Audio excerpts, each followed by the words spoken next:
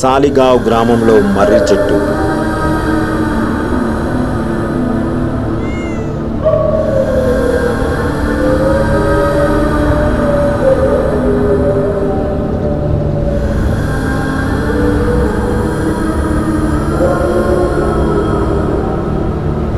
గోవా అనగానే గుర్తొచ్చేది అందమైన సముద్ర తీరాలు, అంతులేని సరదాలే.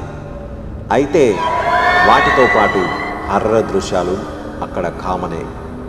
వాటిల్లో సాలిగావ్ మర్రి చెట్టు ఒకటి. సాలిగావ్ పేరు వినబడితే చాలు గోవన్లకు వెన్నులోంచి వణుకొస్తుందంట. పనాజీ నుంచి 15 కిలోమీటర్ల దూరంలో ఉన్న సాలిగావ్ హడలెత్తించే దయ్యం కథలకు ప్రసిద్ధి. మేడీ డ్యూస్ క్యాథలిక్ చర్చికి సమీపంలోని ఓ పెద్ద మర్రి చెట్టు వెనక సుమారు 72 ఏళ్ల నాటి బెదరగొట్టే హర్రర్ ఫ్లోరీ ఉంది. అందుకే రాత్రిపూట ఆ చెట్టు వైపు చూడాలన్నా ఆ ఊరి వారు భయపడుతుంటారు. దడ పుట్టించే ఈ కథ 1952లో వినపడడం మొదలైంది. ఆ ఏడాది చివరిలో సాలిగానికి 4 కిలోమీటర్ల దూరంలో ఉన్న పిలేర్నేలో క్రిస్టియన్ సెమినరీ, అంటే క్రైస్తవ మత బోధనలు జరిగే విద్యాలయం నిర్మాణం మొదలైంది.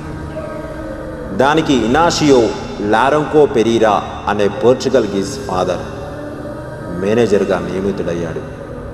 అతను సాలిగావ్లో నివాసం ఉంటూ సెమినరీ పనులను పర్యవేక్షిస్తూ ఉండేవాడు.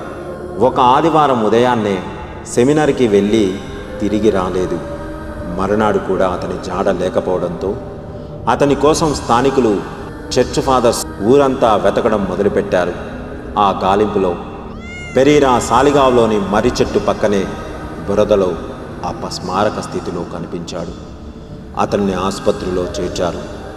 ఆ రాత్రే అతను స్పృహలోకి వచ్చినా 4 రోజుల పాటు మౌనంగానే ఉండిపోయాడు. 5వ రోజు ఉదయాన్నే అతడు ఆడ గొంతుతో కొంకిణీ భాషలో మాట్లాడడం మొదలుపెట్టాడు.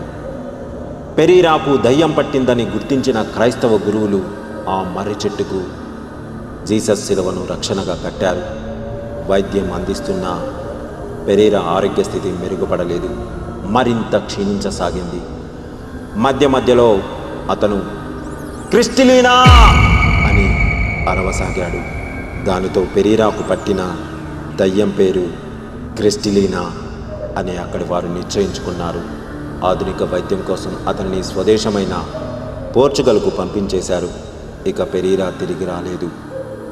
సరిగ్గా 5 ఏళ్లకు, అంటే 1957లో ఆ మర్రి చెట్టుకు కట్టిన శిలవ సగభాగం మాయమైపోయింది. దాంతో క్రిస్టిలీనా దయ్యం తిరిగి ఆ మర్రి చెట్టును చేరుకుందని ఆ ఊరి వారు నమ్మడం మొదలుపెట్టారు. ఇప్పటికీ ఆ దయ్యం అక్కడే ఉందని విశ్వసిస్తారు. దాంతో అటు హిందువులు ఇటు క్రైస్తవులు క్రిస్టలీనాను శాంతిపరిచే పూజలు చేస్తూ రాత్రిపూట ఆ మర్రి చెట్టు దరిదాపుల్లోకి పోకుండా జాగ్రత్త పడుతున్నారు.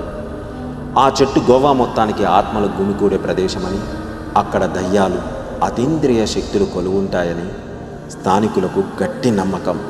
అందుకే అటువైపు ఎవరూ పోయే సాహసం చెయ్యరు.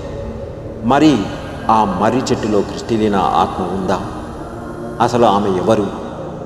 ఎందుకు పెరీరాను పీడించింది? అసలు పెరీరా ఏమయ్యాడు? ఇలాంటి సందేహాలకు నేటికీ సమాధానం లేదు. అందుకే ఇది మిస్టరీగానే మిగిలిపోయింది.